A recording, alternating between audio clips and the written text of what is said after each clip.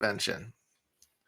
So, and I realized that things were on mute. So I apologize. So this is really about market invention and the overview of market invention. Again, my name is Adam Vasquez. I've been uh, doing market invention my entire career.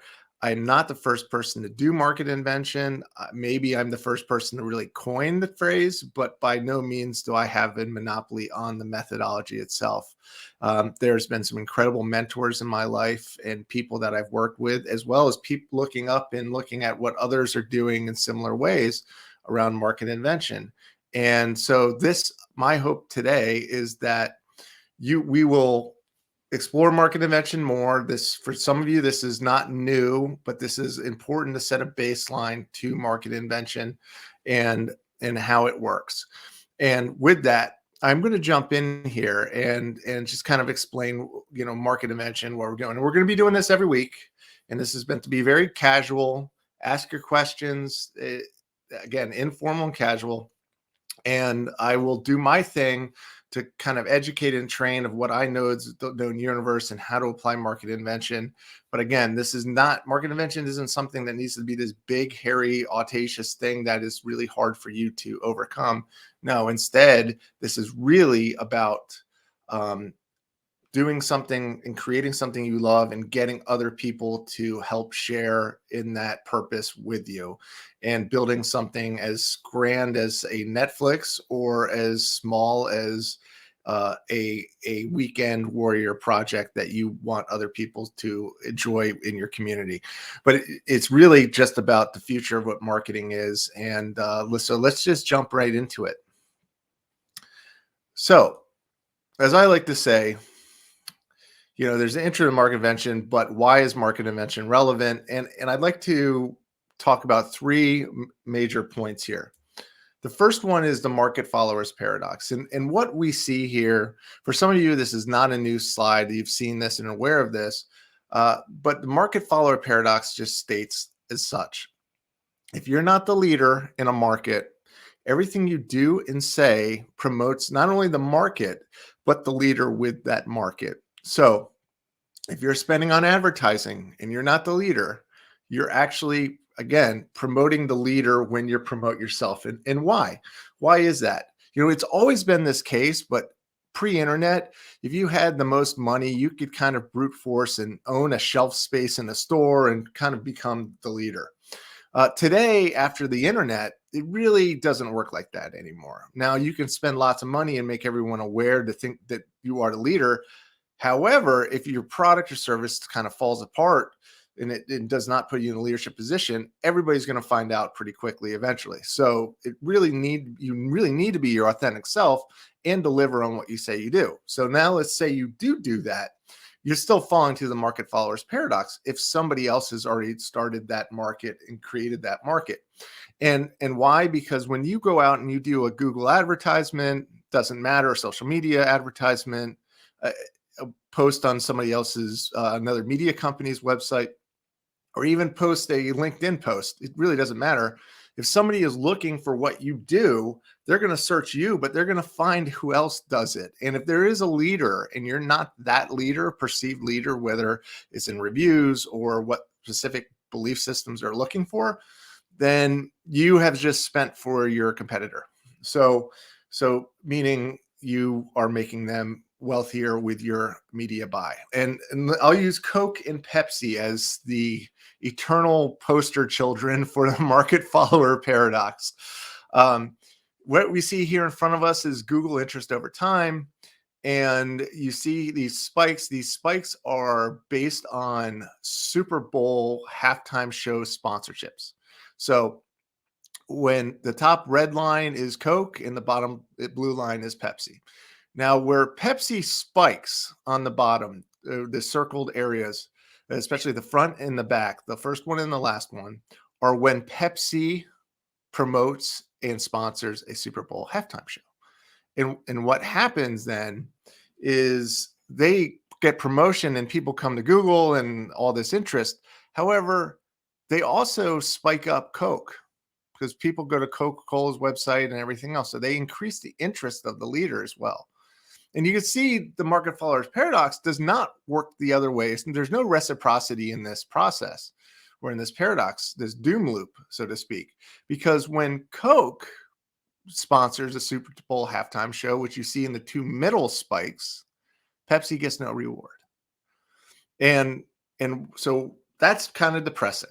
And we'll get into that point. But I want everyone to consider that point, because even if you spend a couple $billion on marketing and advertising and you're Pepsi, you'll still not take the leadership position from Coca-Cola, because you're stuck in market follower paradox, and anything you do or say promotes the market and the leader itself in this broader idea of Coke or cola, so to speak. So point number one. Point number two is that the Great Resignation, and the Great Resignation, some of you have heard me talk about this. We talk about more of the law of vibration, or really it's a bit of an awakening. In this awakening process, I can equate it to law of vibration, consciousness moving up and being more consciously aware of just moving away from fear of missing out and other fear-based sales and marketing tactics. And people are waking up and being very educated consumers. So they're being educated, and they're being more aware that basically many marketers are not looking out for their best interest, including most companies are not. So the Great Resignation, is people opting out of, I would argue, capitalism 2.0 and really 2.0, 2.5. And let's get into that a little bit here. So the evolution of capitalism, it's changing, it's happening.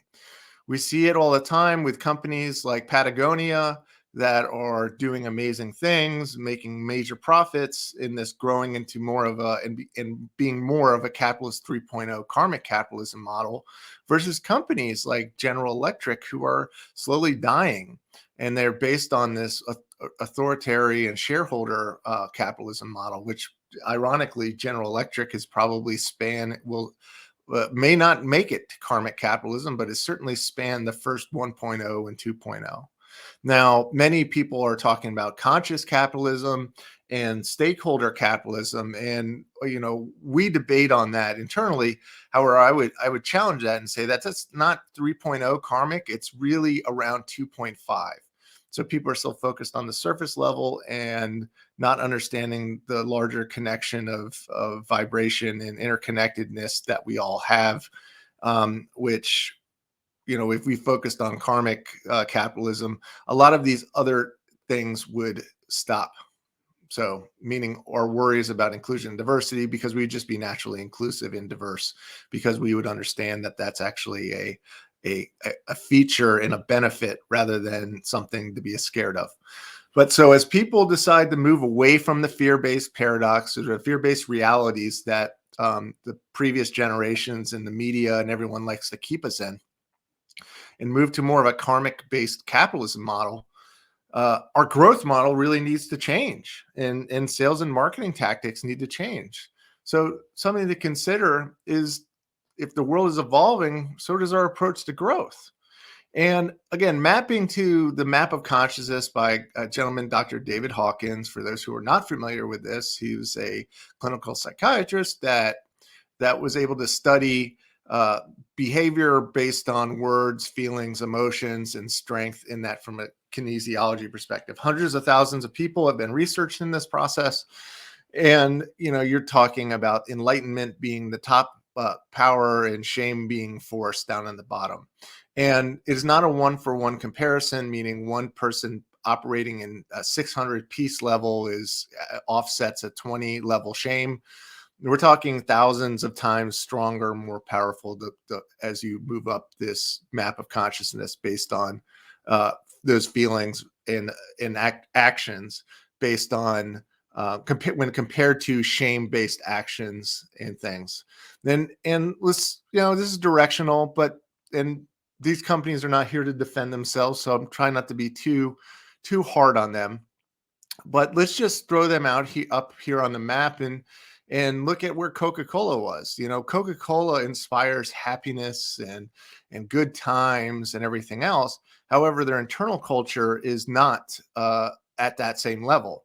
So although their external uh, persona may sort of try to project happiness, internally they still struggle with shareholder capitalism 2.0 or maybe 2.5 with stakeholder capitalism. However, there are people opting out of their business every day, and it's just going to keep getting worse. And that's because although at an average they're higher than, say, the NFL or Nike, that's on average, because that's their internal is bringing them lower and their external is bringing them higher. Now, when you look at the NFL, it's all about pride, pride of your team, pride of yourself. The same with Nike. There's courage in Nike. I think there's courage in the NFL. However, I use this example on intercepting cancer. Well, if you understand consciousness, and you would never say something like intercepting cancer, because that just is, you're just implying that everybody should go get cancer. So Mother Teresa used to say this: you can't be pro peace and anti-war, because if you're anti-war, you're actually pro-war, because of the duality of that, the polarity of that nature. So instead of being anti-war, you should be pro-peace. So instead of being anti-cancer, if the NFL really understood things as far as a consciousness basis, they would be pro-health, so to speak.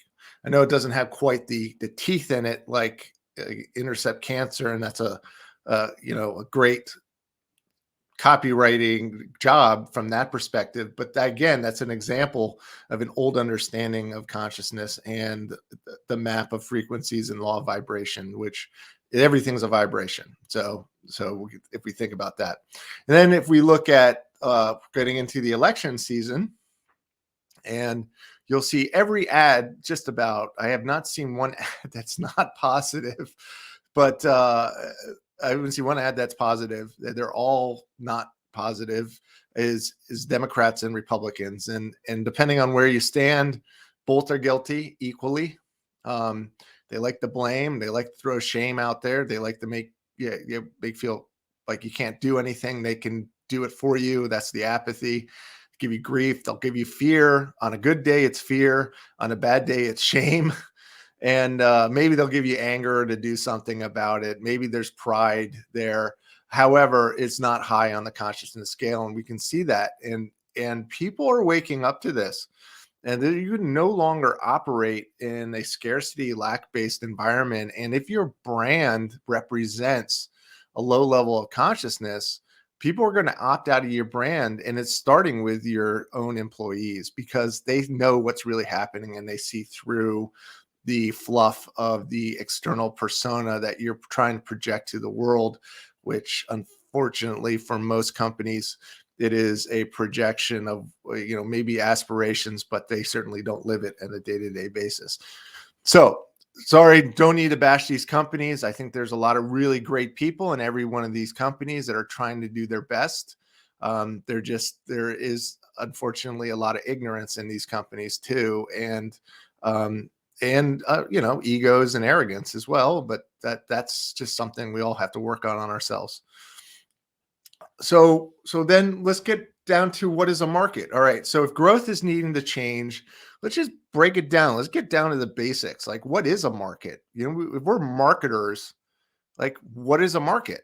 Like, if we're marketing a market or a company in a market, let's talk about that.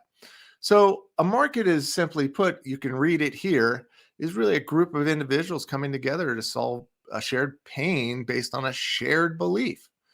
It's really that simple. It's a community. And most companies in this previous version treated their market as, with such terms as, well, how much share of wallet are you going to get? Well, share of wallet is basically implying that you're just trying to get as much money out of your customer as possible. So that's type of terminology that needs to just disappear in marketing language and speak. And I can always tell an antiquated marketer when they talk about share wallet. And by the way, I've talked about share wallet, so I'm not trying to throw shame on anybody, but just trying to make a point of, if you're using this kind of terminology, you need to think about your beliefs and and how you're treating your customers maybe differently. And I think the other part about what a market is, the other misconception is it's just customers in a market, or this external people are in a market. It's everybody. It's anybody who transacts with you, buys with you, shares thoughts with you, partners with you. It's the whole ecosystem. So the market is the ecosystem. It's not some separate category of some people that aren't in your market. No, everybody is teaming up together, just like any ecosystem. So a market really is an ecosystem, but it's a community. It's a community that should be around a shared purpose and shared belief and supporting each other. So, key difference when you look at this, competitors are no longer competitors if you're really trying to be conscious and looking at a market this way. Competitors are there to support and grow the market with you because everybody wins when we do this together. Um, Now, there always are competitors that think of competition as squash the competition, whatever it takes. But those individuals are antiquated, and they're actually they're retiring and leaving the workforce, and that there really is no place for that in the future economy that we're trying to build here. So if you're a market inventor, certainly you add another layer if you're a karmic capitalist. But even if you don't believe in karmic capitalism, just being a market inventor, everybody winning is at your best interest because you win and then you represent the biggest winner in that space. So, so what does a mature market look like? And it's any kind of mature market has obviously the market leader, and that market leader, there's media associated with it, customers, government, influencers, partners, associations, investors, um, obviously other companies. And I think the key difference is a lot of people say, oh, my industry, my automotive industry, or my consumer electronics industry. What they're getting confused is an industry classification versus a market. And there's a really, really big difference. And what I mean by that is an industry is like a vertical classification of a category.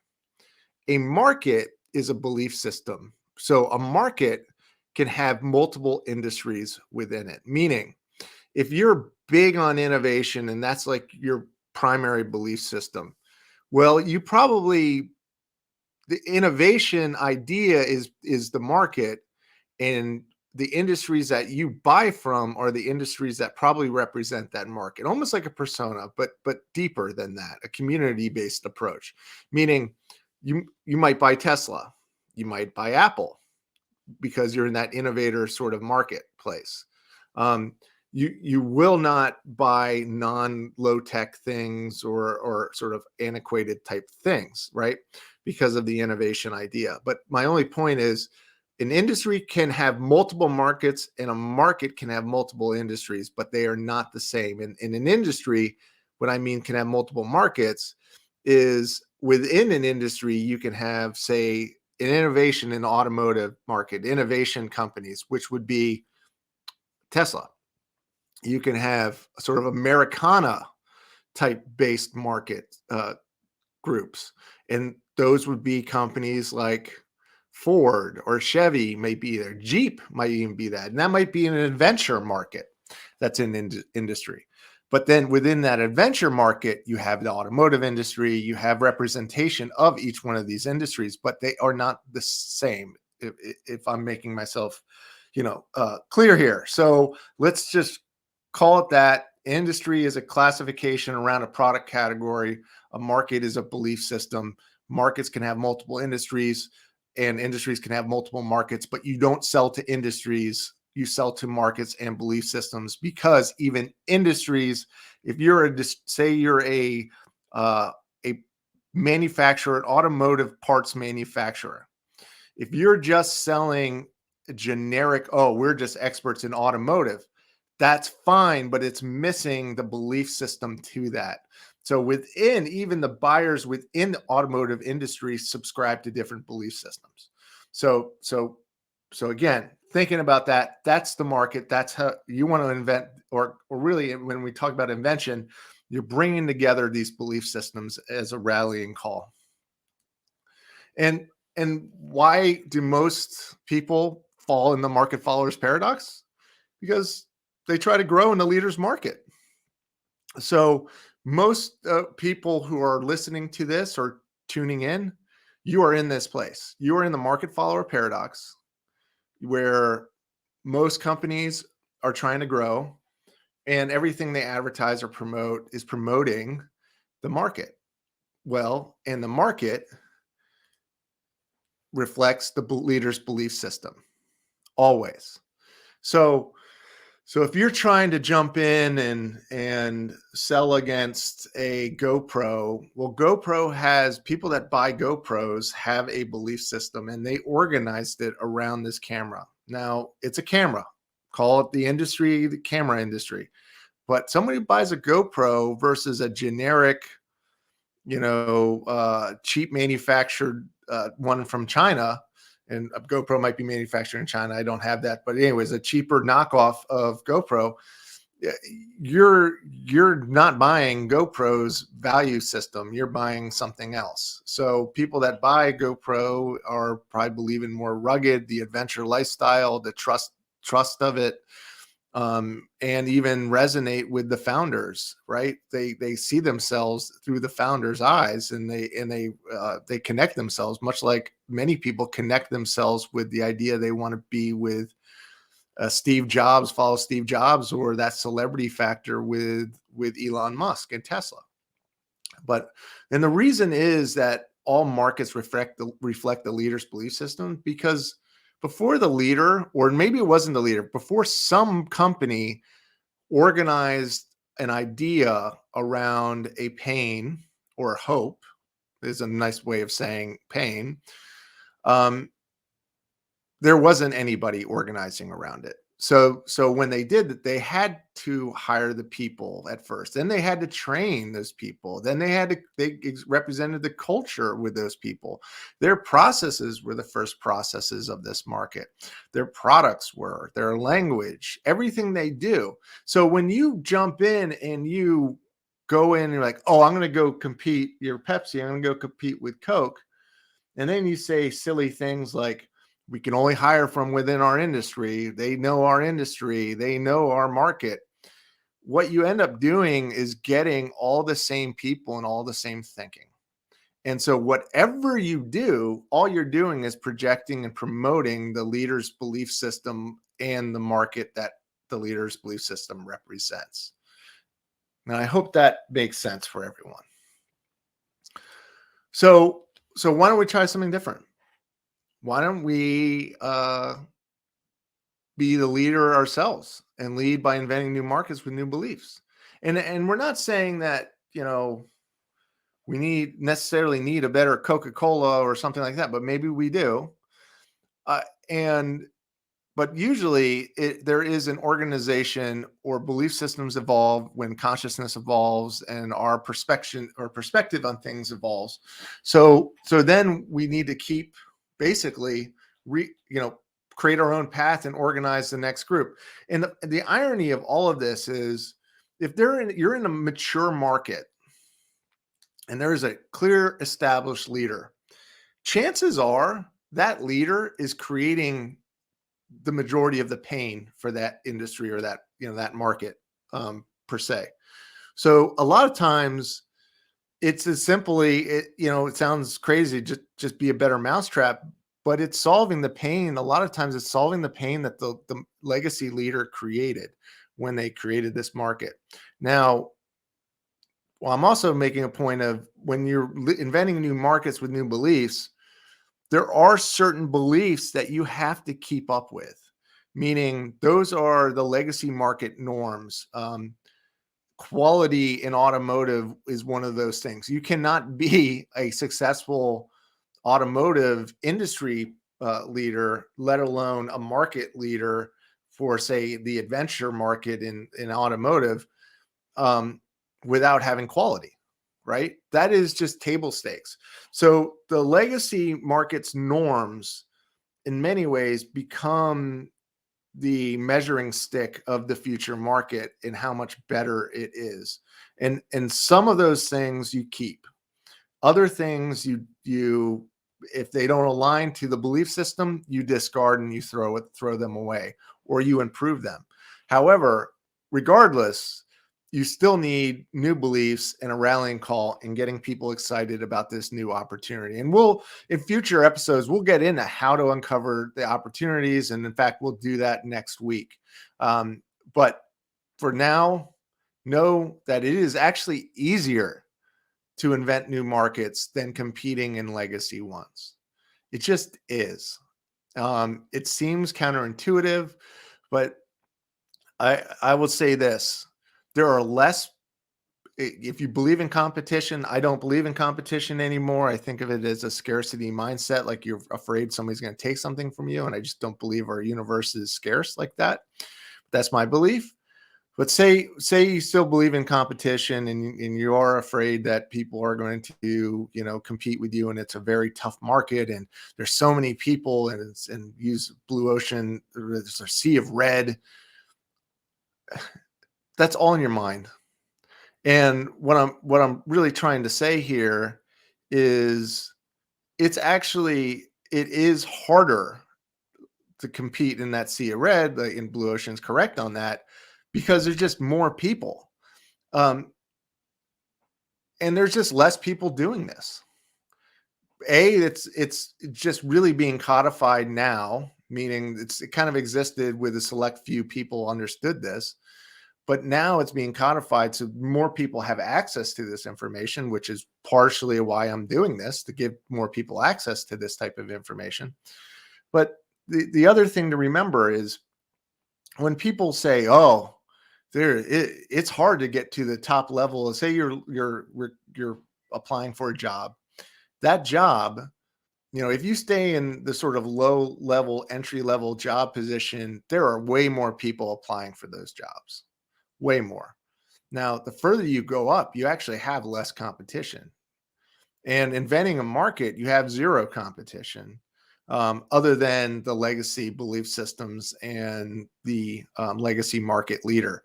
But again, understanding the market follower paradox, when you create your new market and it is the future of the industry, then a lot of people are copycats, and they're going to take your best practice and rinse and repeat.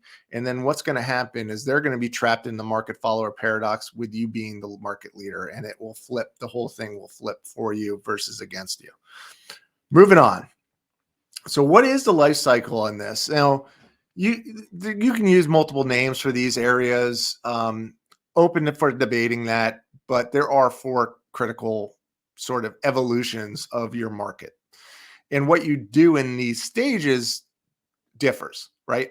What we tried to do was bring it down to the point where there's no overlapping anymore. And we got to 4 primary phases, right? Again, there's lots of marketing methodologies, 4 steps, 5 steps, whatever else. You can call this a methodology. I don't care what you call it, but let's all just agree that these are maturity scale of a life cycle of a market, and these are maturity stages of that market. The first is market opportunity, and that's as simple as it is. What's the opportunity? What market are we creating? What is the belief system that's out there that nobody is solving for? What pain is being created by the industry leader? We'll jump into that in future series. Actually, the next series, we'll jump into that next week. And then once you have an opportunity, it's like, okay, well, how are we going to invent this thing? What is it that we're inventing? And that really comes down to the invention strategy. But really, think of this for those who are karmic capitalists on the call. Think of number 2 as number 1 is a lot of the research in different areas, and we'll dig into how you do that. But number 2 is really about, I would say, visualizing and codifying what it looks like, how we're going to educate, what are the words we're going to use, what's obviously the business plan, but all of that kind of what's our point of view, like really what is the point of view on this, and really looking into that. So that when you make the market, is when you you're in make the market. So your invention strategy until you're in the market, basically. And once you're kind of and in the market, it's probably the wrong term. You're creating the market, and that's make the market. And that's really about educating and recruiting. Now, this is not about selling. This is not about the hard sale, the close, any of that. This is making people aware of the pains and the issues and organizing fragmentation of that market. These one of the things you have to remember about this is it's like, and I'll throw a little law of attraction in there. Whatever you're looking for, it is looking for you. And if you have identified a market opportunity in a group of people that you share common purpose, beliefs, around a specific pain, then they probably exist. Now, don't know how big it is. That's some of the work that you have to do in number one and number two parts of the life cycle. But let's just say it's big enough. Then making the market is about awareness and education, recruiting, and letting people know what you're doing and bringing them together. And then letting these individuals be advocates for you, right? So, and then finally, you flip to lead the market only when, and you're always going to be educating, okay? Because in the innovation adoption curve, there's always laggers, there's the late majority, and you're kind of navigating through that. And I'll get into that when we get into Make the Market and future series. But the point is you're really trying to educate, and you're always going to be educating and helping people. The difference is when your market share and everybody starts recognizing you that for what you are, and you've gotten to critical mass. And when you're merging into lead the market is when the legacy industry leader, whether in industry, say if you're creating a market from scratch and there is no competition, nobody's done this before. When you're entering it, when other competitors start popping up saying they do what you do, but a big competitor that is looking at this as a tertiary expansion to their core business. Like, oh, we need to extend a product line. We need to go over here. We need to do this. We need to do that. It's when you're a tech company and Google starts knocking on your door or saying they do something that is similar. That's okay. The key difference is when that happens, if you've done your job right and make the market creating breadcrumbs and content and information that's out there that people can find it, and you have a right opportunity that people are excited about, and you're delivering on that. When you get to lead the market, you're shifting from primarily educating to defending is the wrong term, but that gets you a sense. It's just making sure everybody remembers that you're the best and you're supporting, and there is some reminders there. I mean, you look at Boston Beer Company, best known for Sam Adams. A lot of people don't realize that they were really the first craft beer in the United States that scaled out, and they really invented the craft beer market. Now, their anchor steam was out on the West Coast. They're doing some wonderful things, and there's tons of other craft beers that I know for a fact there are tons of other craft beers at the time, but it was Sam Adams that really made it a trend. And so they really get credit for inventing the craft beer market, because before that, it was all sort of small little project-based stuff and like regional. Now it's became the thing. And so, but people, they're, I think, at a couple $2 billion in revenue, but people don't think of them as a craft beer anymore. So they're in a point where they're in the lead the market, and they have to remind people about their craft beer legacy, and that's who they are. They're just a big craft beer, to the point that they're bigger than some of these mainstream beers that we think of, right? So again, lead the market is the final stage, but you can't just stay on your laurels. Market invention is a continuous process. So you do need to be thinking about the next market opportunity for yourself as your business as this expands. If it's still part of the same core belief system, then it becomes easy. But if you're, say, a different kind of company that's building multiple belief systems in multiple markets, if you're, say, a large company with many products across multiple industries, then you need to keep continuously doing this and opening up new markets. The other part is you could get to a decision here when you realize you got a market opportunity here and you end up buying somebody. So, if you're doing M&A without market invention, or at least the opportunity phase, you're kind of doing it the old way.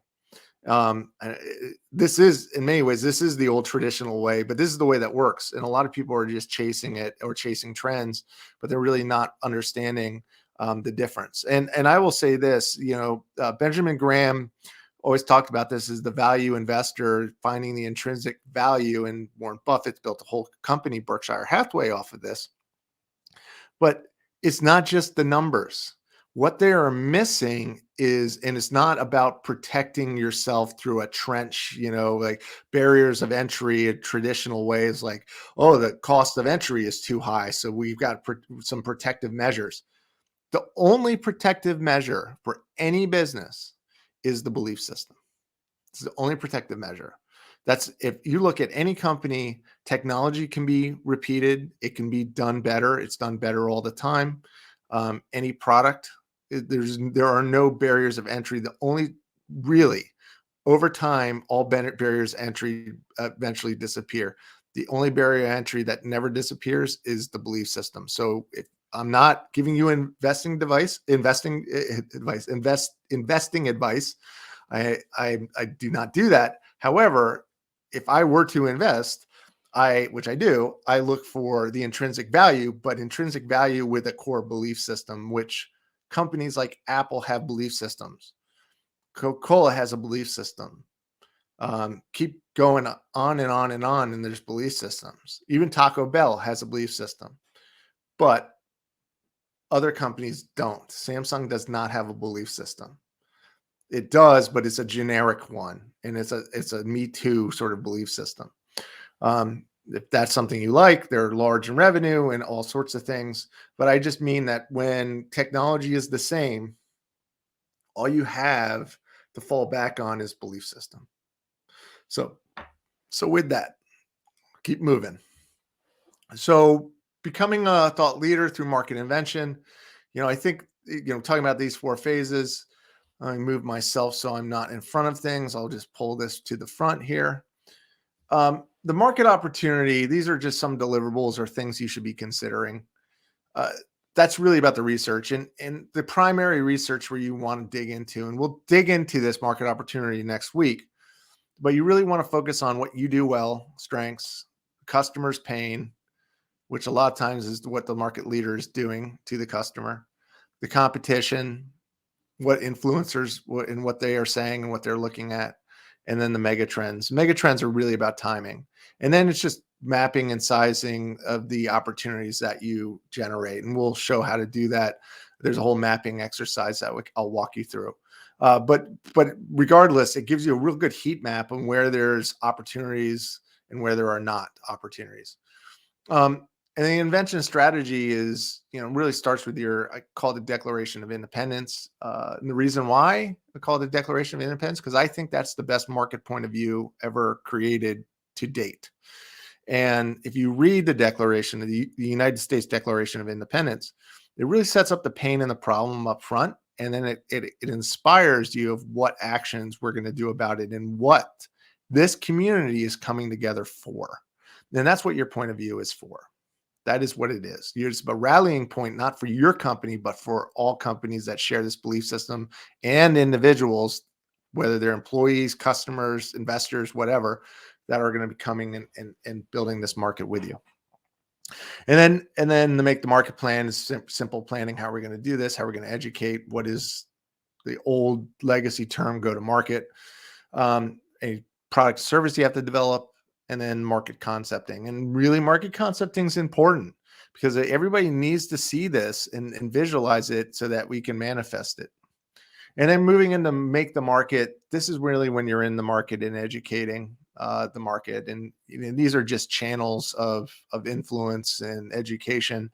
There's really neither one of them is a priority over the other. Obviously, the cheapest is digital, doing things like what we're doing today, getting on live streams, just creating content. That's stuff that just takes time, but that's important.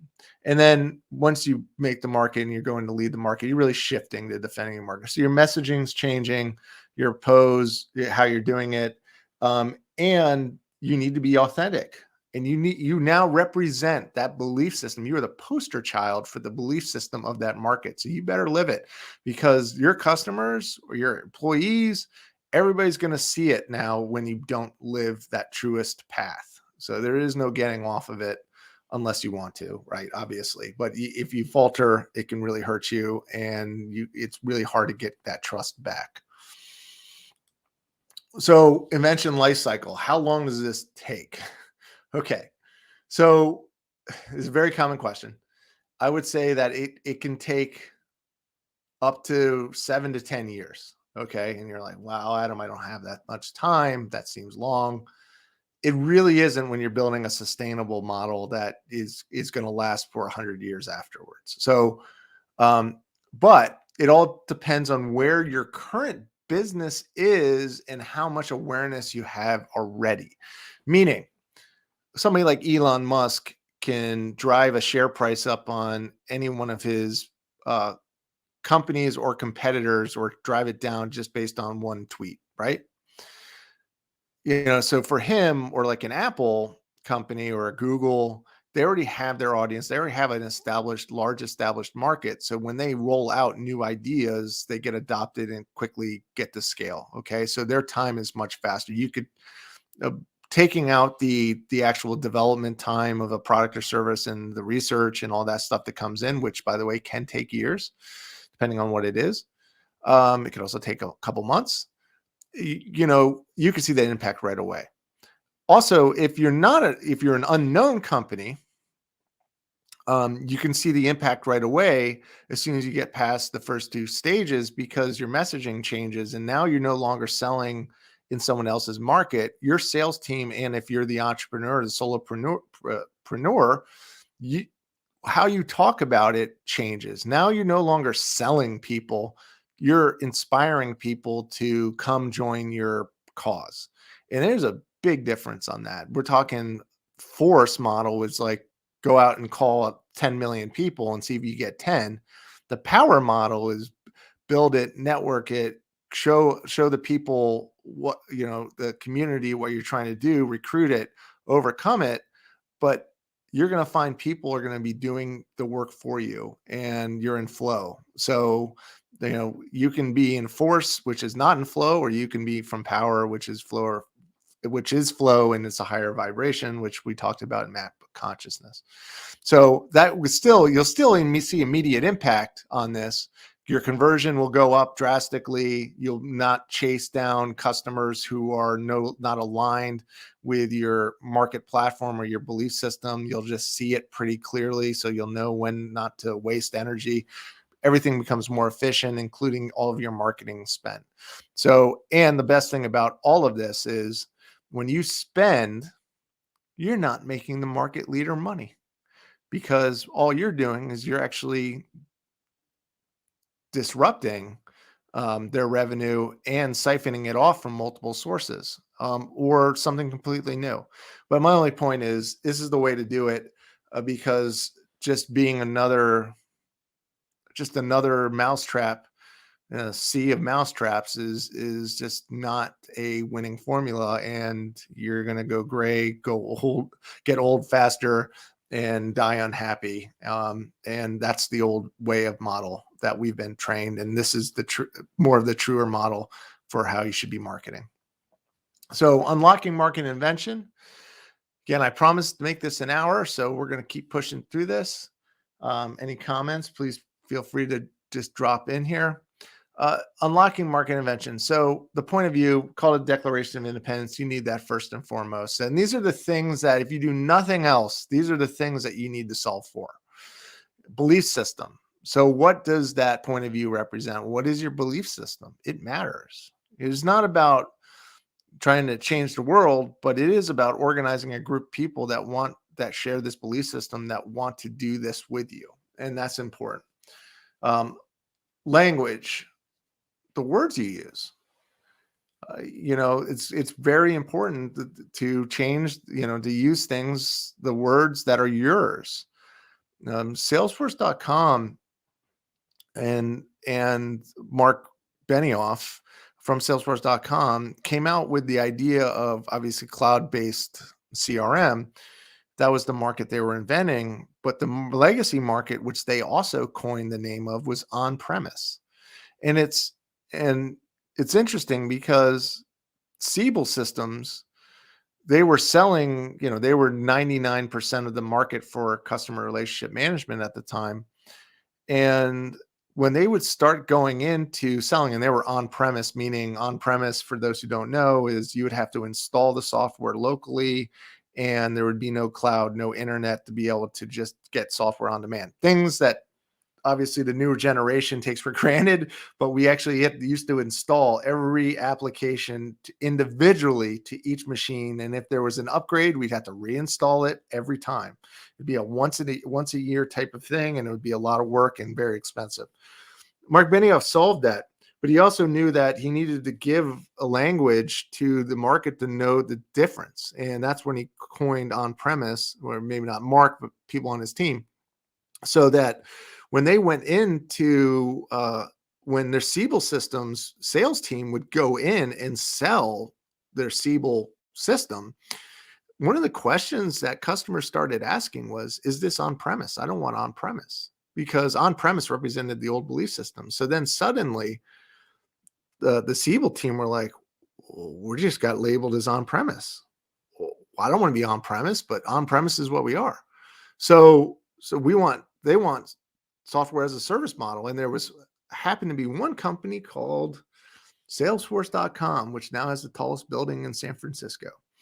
So it just gives you an example of just how you do some market bridging, which we'll get into that in later discussions. But language is important. And then, of course, product and service. Don't need to talk about this too much, other than you need to deliver on that belief system and point of view. And results, you need to deliver. There's no room for fakers anymore. You just get exposed too quickly, and everybody's going to know pretty quickly. Okay. Be your authentic self. Do something that you can be great at. Don't try to do something else. Don't try to be in somebody else's market, because it's not yours. It's your own path. And you need a story. We're humans. We love stories. Great story goes a long way. If you put two market inventors neck to neck and they're both inventing the same market at the same time, story is probably going to win over the other one. And then, of course, activation, which is important. And that's part of the story, but activating an ad will not invent a market. It can help. It's part of it. And I say ad and advertisement. A Super Bowl advertisement will not invent a market. It may rally the market. It may get people to wake up a little bit, but really activation is where it comes through. And that's education and working with people in the community and getting people to where your vision is. And really, ultimately, you move from force to power. And force is the old way of thinking, which most corporations are in today, which is like my purpose, my beliefs. This is my product, how great it is. And even the stakeholder capitalism, which is really 2.5, not even a full 3.0, is still trying, like, oh, it's shared purpose and beliefs, but it is at a superficial level, and a lot of greenwashing out there. And greenwashing, for those who don't know what greenwashing is saying that you're green, but you don't. You're not really green. You're just saying it that you're green, even though you don't believe in environmental, because it sells, right? And there's going to be a lot of that coming out, and those individuals will shake out. They will shake out. So really what happens is we see a flip here. The new market becomes the new trend in the industry. A lot of the other industry leaders or former market leaders, depending on where it is, are going to jump in and say, hey, I do this. It's the biggest trend. I just talked to, some consultants from one of the big four, and they told me that this is one of the emerging trends and I need to be in there. And that's great. That's exactly what you want. And because now you're using the system for you versus not against you, and you're using the market follower paradox for you. And everything changes at that point. Now, again, this information is out there. So some people can do this against you too. So if you're sitting there and you're a leader and you're like, this stuff, I'm always going to be the leader. None of this stuff's true. Well, I can just say that now that this information's out there, No industry or leadership, I just say leadership position is safe. And that is not a threat and it's not been negative. It's just the fact that now people understand how to unlock the door and open up new markets. So we're going to see a lot more interesting stuff and a lot more shared equity and inclusion, where there's not just one leader and everybody else is followed. There's multiple leaders, and how we look at markets is will forever change. Few more minutes left. I just want to kind of cover just HubSpot, a couple examples. HubSpot invented the inbound marketing market. You see Google Trends over time, how it's actually pulling them up over time. The blip here on the far right, dropping down. I think that was a algorithm challenge with Google. However, I don't have a great explanation for that for you, but you can see it actually pulls it up over time. So when people are searching for inbound marketing, really they're led to HubSpot. And Marketo and Pardot all advertise on inbound marketing now. And HubSpot really built an ecosystem of marketing agencies, customers, their software rewarded them to really built that up, to build that ecosystem, and educated a while. And it took some time. But HubSpot is clearly the leader in inbound marketing, and everybody who says they do inbound marketing supports HubSpot's belief system. UiPath, if you're not familiar with robotics process automation, the bots are here. They're doing all the automated stuff. AI is part of this. But UiPath really came out there and was the first one to really kind of educate people on a massive scale on RPA. And you can even see it when there's spikes in demand for actual finding the search term robotic process automations. You actually see the exact spikes correlated in people searching for UiPath directly. So they have become synonymous with this market that they've invented. And TE Connectivity is a great example as well. So TE Connectivity invented the connectivity market. I have some personal experience with this. But you can see that their competitor Molex, right around the time when they stopped being just Tyco Electronics and a component supplier to being a connectivity leader, now Molex and other competitors all advertise on connectivity. And the idea of, if you're not familiar to connectivity, they do electronic connectivity, power, data, sensors, all the nervous systems, anything in any of the electronics that anything that has electronics that we either drive, we use on a day-to-day basis, basically. And they're in everything. It actually drove up their share price too. So they gained a drastic increase, around $20 billion in market cap too. So definitely helps you in so many ways from a valuation perspective, but also from just being rewarded to being the leader. Even Peeps, for those who don't know Peeps, they're the sugar Peeps, the marshmallow candies from around Easter. They invented the Easter candy market, and you see them here with Peeps versus Cadbury. Now, Peeps is just one of many companies the Just Born company or family owns, where Cadbury is a company that owns lots of Easter candies and not just the Cadbury eggs, right? So what you see here, every basically Easter, around Easter, every time there's a spike in traffic, and Peeps, even though they spend virtually nothing on marketing and advertising, they've been able to live through, basically carry that invention through forever until Easter candy or Peeps are no longer synonymous with it, which I don't see that happening anytime soon. And then we could talk about Solera, and we'll use Solera as some examples coming up here in future series. But the Solera invented the claims experience market, and they went from a third place in a 3-horse race. The top one was CCC Information Services, and then basically at the end, and I'll dig into this later, they were able to become the leader in their industry through inventing the claims experience market. And it ended up equating to Vista Equity Partners buying them for $6.5 billion. So market inventors, we don't think small. We do execute at a small micro level because that's kind of what we have to do. We cannot just sit here at a high level, talk about this stuff. We got to do it.